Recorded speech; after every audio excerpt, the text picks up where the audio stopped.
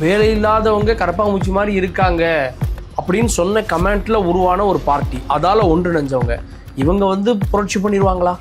இதை வந்து அடக்க முடிஞ்சா ஆட்சி, அடக்க முடியலன்னா அது பேர் வீழ்ச்சி. அடிச்சு அடங்கியிருக்காங்க. அடிச்சு அடங்கினோன்னா அதுக்கு மேலே அது பொங்க ஆரம்பிச்சு.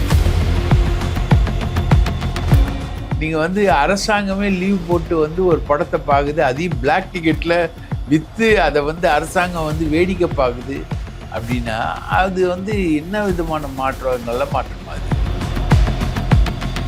இப்போ ஆதவ அர்ஜுனாவே பேசக்கூடாது அப்படியா வாயை மூட வச்சிருக்காரு விஜய். நம்பி போன இந்த 6 பேருடைய நிலைமை அதோடு கோவிந்தா கோவிந்தா கோவிந்தா, அவ்வளோதான்.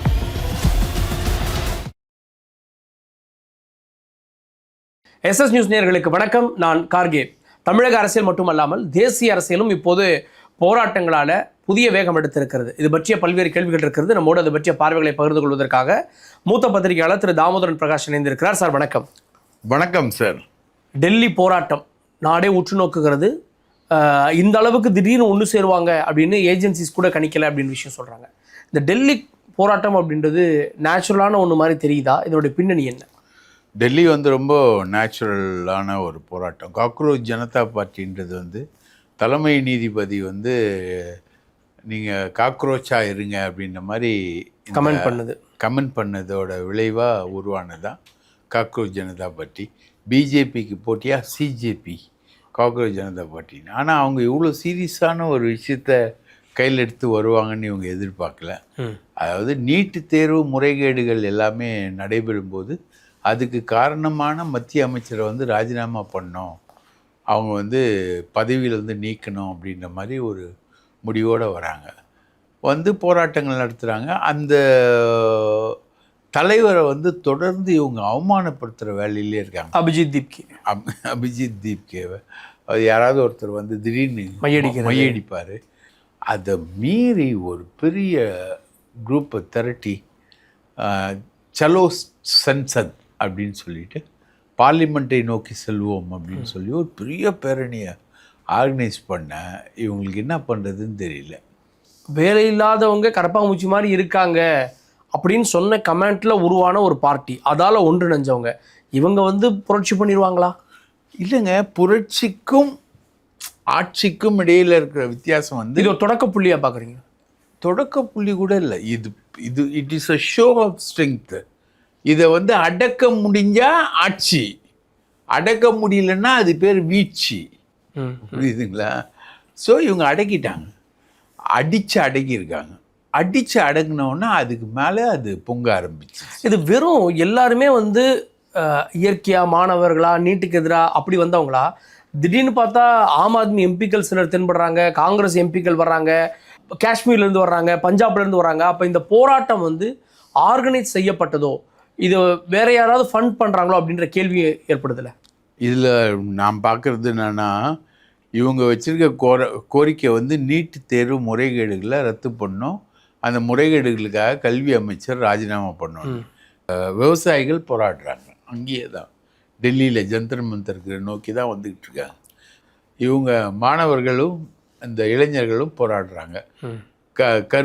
கருப்பம்பூச்சி ஜனதா கட்சின்னு போராடுறாங்க. அடுத்த நாள் வந்து ராகுல் 20 எம்பிக்கள் போய் உட்காந்து பிரதமர் வீடு முன்னாடியே போராடுறாங்க. ரைட்டா? அந்த போராட்டத்தை யாரும் எதிர்பார்க்கல. ராகுல், பிரியங்கா, 20 காங்கிரஸ் எம்பிக்கள்னு. அதுக்கு முந்தின நாள் வந்து அவங்க போராட்டத்துக்கு வரவே இல்லை, அவங்க கண்டிக்கவே இல்லை. அதுக்கு அடுத்த நாள் தான் அவங்க வந்து அண்ணாமலை சொல்கிறாரு இந்த போராட்டத்தை ஹைஜாக் பண்ண பார்க்குறாங்க அப்படின்னு கூட சொல்கிறாரு. ஹைஜாக் பண்ணுறதுக்கு அவங்க வந்து எந்த கட்சியோடையும் அஃபிலியேட்டடாகவே அவங்க இல்லை. சிஜேபி வந்து போல அவங்க வந்து ஸ்டில் போராடிக்கிட்டு தான் இருக்காங்க, இன்னும் போராடுறாங்க, இப்பவும் போராடுறாங்க. பல கட்சிகள் ஆர்கனைஸ் பண்ணி அவங்களுக்கு ஆதரவு தெரிவிக்கிறாங்க. அதில் திமுக வந்து முதன்மையாக ஆதரவு தெரிவிக்குது. இப்போது விஜய் கூட அதில் பின்தங்கி இருந்தார் அந்த ஆதரவில். ஆம் ஆத்மி வர்றதுக்கு முன்னாடி இதே மாதிரி அண்ணா ஹசாரே போராட்டம், அப்போ கிரண்பேடி இருந்தாங்க, அரவிந்த் கெஜ்ரிவால் இருந்தாங்க. இந்த மாதிரி ஒரு போராட்டத்தை முன்னெடுத்து அரசு அது சரியில்லை இது சரியில்லைன்னு சொல்லி தான் காங்கிரஸ் அரசு மாற்றப்பட்டது அல்லது மக்களாட்சியால் வீழ்த்தப்பட்டது. அது மாதிரி ஒரு நெரேட்டிவை இவங்களா கொடுக்குறாங்களோ? ஏன்னா அங்கே இங்கே நிறைய ஒற்றுமைகள் இருக்குது. அங்கே அண்ணா ஹசாரே போராடின மாதிரி இங்கே சோனம் வாங்சு போராடுறாரு. அங்கே இளைஞர்கள் இருந்த மாதிரி இங்கே இளைஞர்கள் இருக்காங்க. ஸோ இப்படி நிறைய ஒற்றுமைகள் இருக்கு.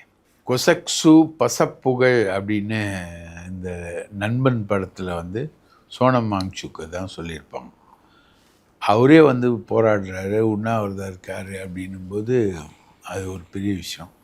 அண்ணா ஹசாரே வந்து பிஜேபி கவர்மெண்ட் வந்து சேஞ்ச் வரணும், காங்கிரஸ் கவர்மெண்ட் போகணும் அப்படின்றதுக்காக உண்ணாவிரதம் உட்காந்து அந்த உண்ணாவிரதத்தில் தான் அரவிந்த் கெஜ்ரிவால், கிரண் பேடி எல்லாருமே உட்காடுறாங்க. அவங்க மெயினாக ப்ரொஜெக்ட் பண்ணது வந்து லோக்பால், லோக் ஆயுக்தா இந்த 2 சட்டங்களை வந்து அமல்படுத்தணும், கொண்டு வரணும்னு. அது இன்றைக்கி வரைக்கும் வரல. 14 வருஷம் ஆயிடுச்சு. அவங்க போராடி உண்ணாவிரதம் இருந்து 14 வருஷம் ஆச்சு, இன்றைக்கி வரைக்கும் வரல.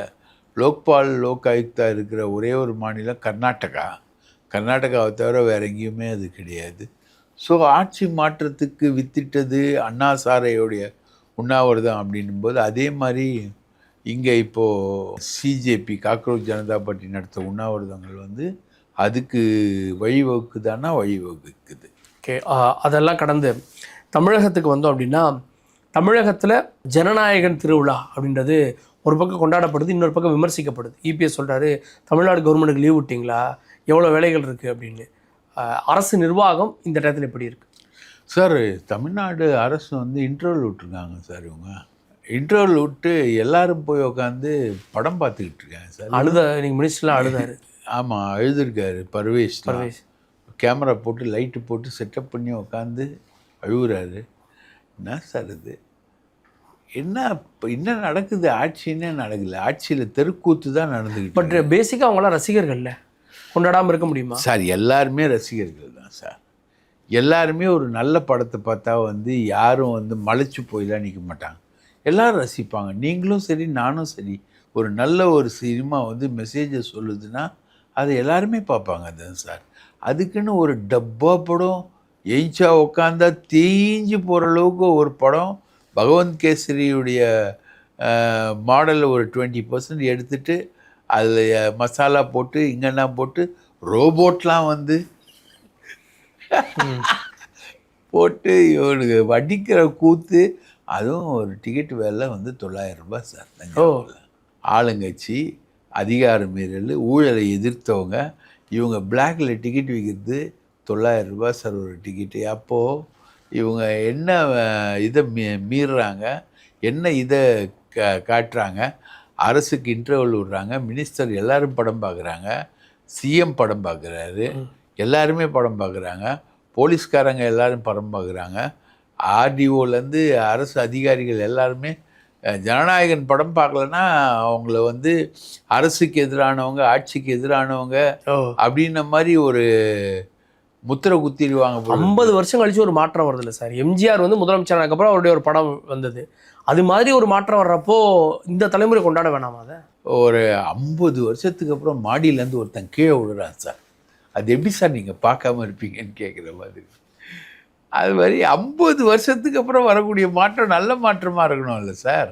நீங்கள் வந்து அரசாங்கமே லீவ் போட்டு வந்து ஒரு படத்தை பார்க்குது, அதையும் பிளாக் டிக்கெட்டில் விற்று அதை வந்து அரசாங்கம் வந்து வேடிக்கை பார்க்குது அப்படின்னா அது வந்து என்ன விதமான மாற்றம்? நல்ல மாற்றமா அது? அமைச்சரவை கூட்டத்திலே முதலமைச்சர் விஜய் எச்சரிக்கை விடுத்திருக்காரு. ஊழலோ லஞ்சமோ இன்னும் சொன்னால் ரீல்ஸ் எடுத்துகிட்டே சுற்றுறவங்க இவங்கெல்லாம் மாற்றப்படுவாங்க அப்படின்னு. யார் அந்த பட்டியலில் இருக்கு? ஃபஸ்ட்டு வந்து ரமேஷ் சார். இப்போ ஒரு அம்மா இருக்காங்க இல்லையா, ரீல்ஸே எடுத்துக்கிட்டு இருக்காங்க. அவங்க வந்து ஆதவ் அர்ஜுனாவுடைய பர்சனல் சாய்ஸ் அது அந்த அம்மா. அதாவது இவங்களுடைய செயல்பாடுகள் சரியில்லை. இந்த பழனி நல மோசடியில் வந்து இவருடைய செயல்பாடு சுத்தமாக சரியில்லை. மொத்தம் 45 மடம் 50 மடம் இருக்குது சார் பழனியில். 50 மடமும் திமுக ஆட்சியில் விற்கப்படலை, மாற்றப்படலை, எழுதப்படலை, கொள்ளையடிக்கப்படலை, எதுவும் செய்யப்படலை. ஆனால் இந்த ஆட்சி வந்தோன்னா அது ஒரு நிலம் வந்து கொள்ளையடிக்கப்படுதுன்னா அப்போ யாரோட ஃபால்ட்டு? இந்த ஆட்சியோட ஃபால்ட்டு தானே. அப்போ அந்த ஆட்சிக்கு பொறுப்பு யார்? இந்த அமைச்சர் தானே. இந்த சிபிசிஐடி விசாரணையே போட்டாங்களே. சிபிசிஐடி விசாரணை இருக்கட்டும் சார். அவங்களுக்கு தெரியாதா யாருனால செஞ்சோம், எதனால் செஞ்சோம், எப்படி செஞ்சோம், எதனால் இது மூமெண்ட் ஆச்சு, அது வந்து விஜய்க்கு நல்லா தெரியும்ல, அவங்கள அமைச்சருக்கும் நல்லா தெரியும்ல. போலீஸோட புலனாய்வு பிரிவு இருக்கு இல்லையா, அஸ்ரா கார்க், அவருக்கு நல்லா தெரியும் எதனால் பண்ணாங்க, ஏன் பண்ணாங்க, எப்படி எதனால் இந்த பிரச்சனை வந்ததுன்னு அஸ்ரா கார்க்கு நல்லா தெரியும்.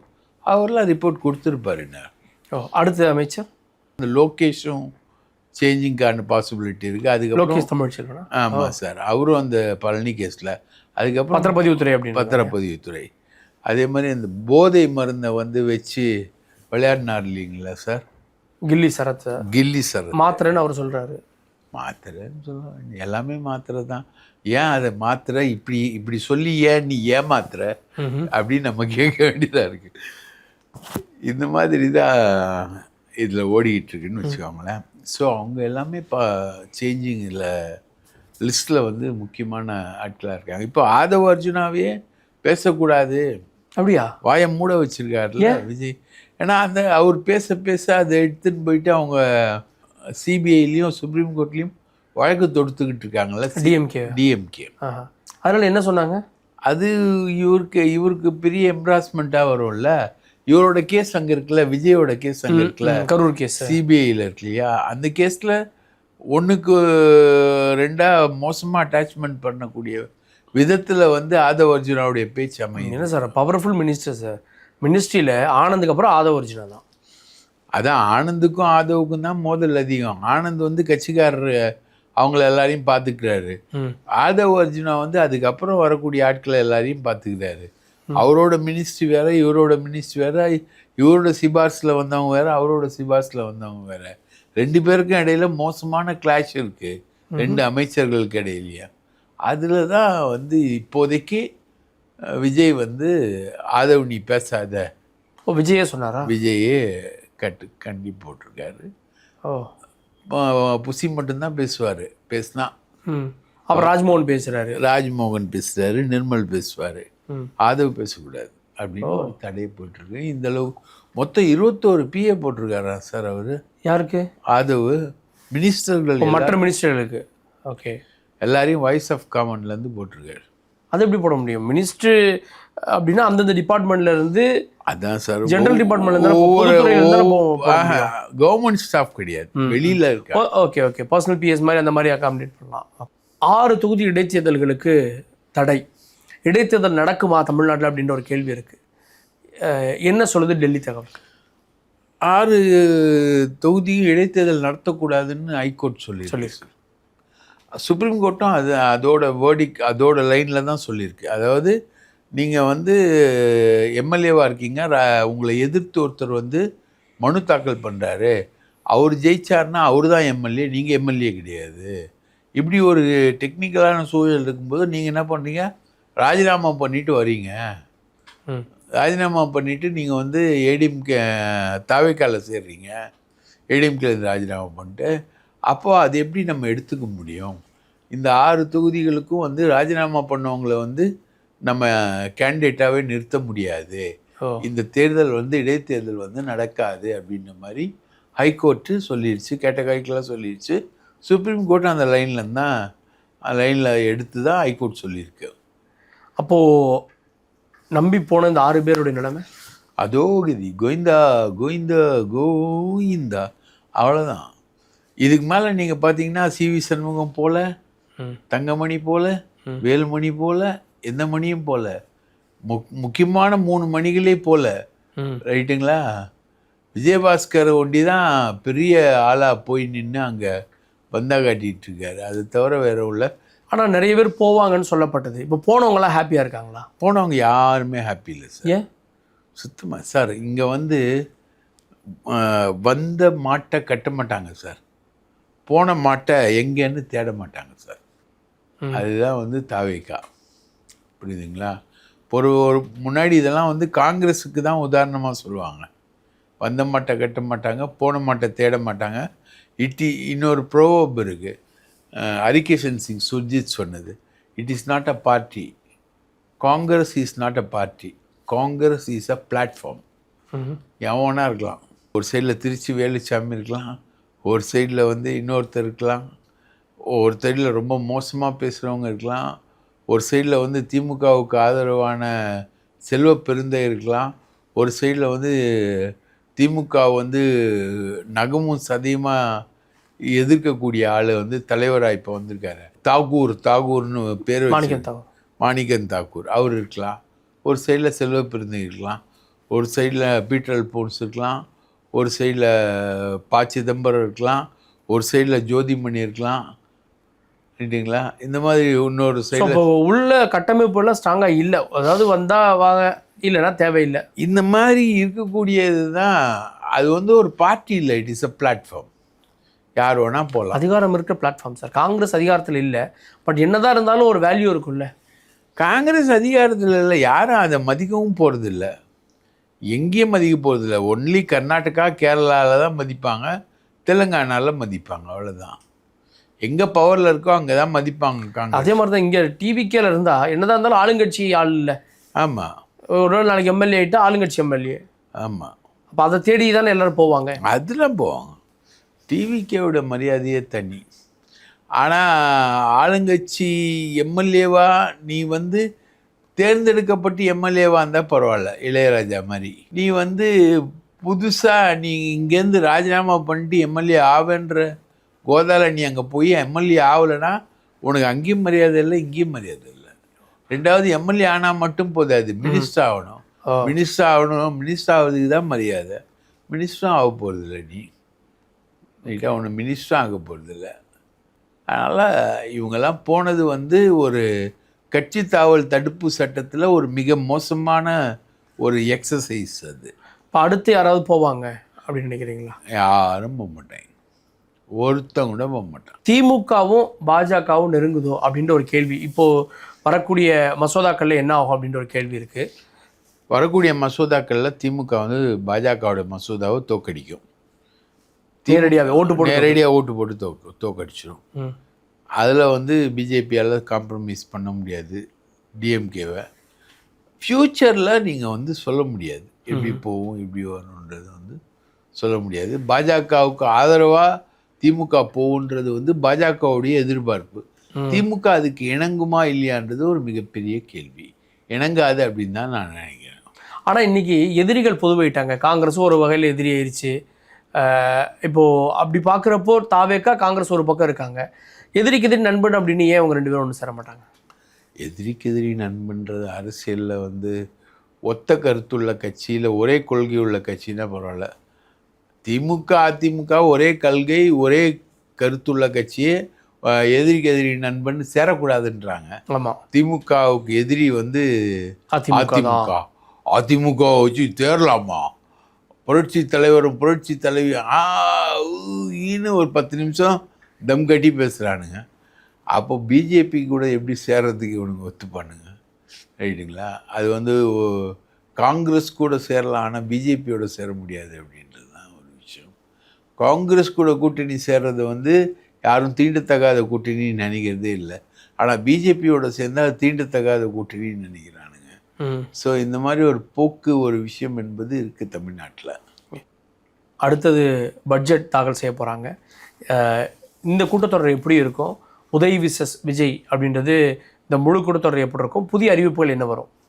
உதய் வர்சஸ் விஜயில் வந்து உதய் ஸ்கோர் பண்ணிட்டு போடுவார் அப்படின்னு நான் எதிர்பார்க்குறேன். ஏன்னா உதயுடைய அந்த டீமோட சட்டையர் வந்து செம்மையாக இருக்குது, நல்லா இருக்கும் அப்படின்றது தான். இது அறிவிப்புகளில் பார்த்தீங்கன்னா 2500 ரூபா பெண்களுக்கு அறிவிக்கிறாங்க இவங்க. இந்த கூட்டத்தொடர்லேயே அறிவிக்கிறாங்க. அது வந்து ஒரு பெரிய இதுவாக இருக்கும். அது வந்து மொத்தம் ஒரு திமுக வந்து 1,30,00,000 பெண்களுக்கு கொடுத்தது. இவங்க வந்து இப்போது வந்து 2500 ரூபா கொடுக்குறது 90 லட்சம் பெண்களுக்கு தான். 40 லட்சம் பெண்களை வந்து இவங்க ரிமூவ் பண்ணுறாங்க. அவங்க வந்து சொந்த வீட்டுக்காரங்க, அவங்க வந்து பல எக்கனாமிக்கலாக நல்லா இருக்காங்கன்னு 40 லட்சம் பேரை ரிமூவ் பண்ணுறாங்க இவங்க. ஸோ திமுக கொடுத்ததில் பாதிக்கு பாதி தான் இவங்க கொடுக்குறாங்க. அது வந்து பெண்களுக்கு 2500 ரூபா அப்படின்றது வந்து ஒரு பெரிய சாதனையாக சொல்லி கொடுக்குறாங்க. இது எந்த அளவுக்கு இவங்க சாதனையாக பண்ண போகிறாங்கன்றது தெரியல. இப்போது பேசிக்காக பார்த்தீங்கன்னா இவங்க வந்து இந்த மணல் கடத்தல்னு ஒன்று ஓடுது. அந்த மணலை வந்து தேசியமயமாக்கிட்டு அதில் வந்து ஒரு பெரிய ரெவென்யூவை இவங்க வந்து அக்செப்ட் பண்ணிட்டாங்கன்னா இந்த திட்டங்கள் செயல்படுத்துறது ரொம்ப ஈஸியாக இருக்கும் அவங்களுக்கு. ஓ. அது இவங்க பண்ணல இன்னும். ம். மணல் வந்து அந்த விஷ்ணு ரெட்டி மூலமாக ப்ரைவேட்டுக்கு தான் தராங்க. விஷ்ணு ரெட்டி தான் எடுக்க போகிறாருன்னு சொல்கிறான். அந்த மாதிரி இல்லாமல் இந்த மாதிரி ஒரு நல்ல ஸ்கீம்ஸை வந்து நல்ல பேக்கப்பில் மணல் மாதிரி பெரிய ஃபினான்ஷியல் இருக்கக்கூடிய திட்டங்களை வந்து அரசு மயப்படுத்தி டாமின் மூலமாக மணல் எடுக்க வச்சு கொண்டு வந்து பண்ணாங்கன்னா கவர்மெண்ட் நல்லாயிருக்கும் அப்படின்றது நம்மளுடைய எக்ஸ்பெக்டேஷன். பட் திருட விட்டு நாங்கள் ஊழல் தான் செய்வோம் அப்படின்னா தாய்மாமன் தங்கச்சி திட்டமும் அதே மாதிரி ஊழல் குற்றச்சாட்டுக்கு உள்ளாயிட்டிருக்கு. அதே மாதிரி இந்த இதுவும் பெண்கள் கொடுக்கக்கூடிய இந்த 2500 ரூபாவும் விமர்சனங்களுக்கு உள்ளாயிட்டிருக்கு அப்படின்றது தான் பட்ஜெட் கூட்டத்தொடரில் நடக்கக்கூடியது. இதில் விஜயா உதயா அப்படின்றது வந்து நடக்கும். ஆனால் அதை விட இந்த அறிவிப்புகள் அதோட இம்பேக்டுகள் தான் பெருசாக தெரியும். இறுதியாக திருமாவளவனுக்கு என்ன அதிருப்தி? ஏன் வந்து மாற்றி மாற்றி பேசுகிறேன்? திருமாவளவனுக்கு வந்து பாமக வந்து இவங்கள நம்ப முடியாதுங்க. தமிழக வெற்றி கழகத்தை அவங்க வந்து பாமக உள்ளே எடுக்கிறதுல அவங்க ரொம்ப சீரியஸு. பாமக இருக்கிற இடத்துல விடுதலை சிறுத்தைகள் இருக்க மாட்டாங்க. பாமக உள்ளே கொண்டு வர தாவேக முயற்சிக்குது. அது இருக்க மாட்டாங்க. அதில் அவங்க திமுக கூட்டணியா இல்லை தாவேகா கூட்டணியா ரெண்டு பக்கம் பேலன்ஸ் பண்ணுறாங்க. திருமாவளவனே தாவேகா கூட்டணியை விட்டு வெளியேறணும்னு நினச்சா கூட வன்னியரசு வெளியேற மாட்டார்.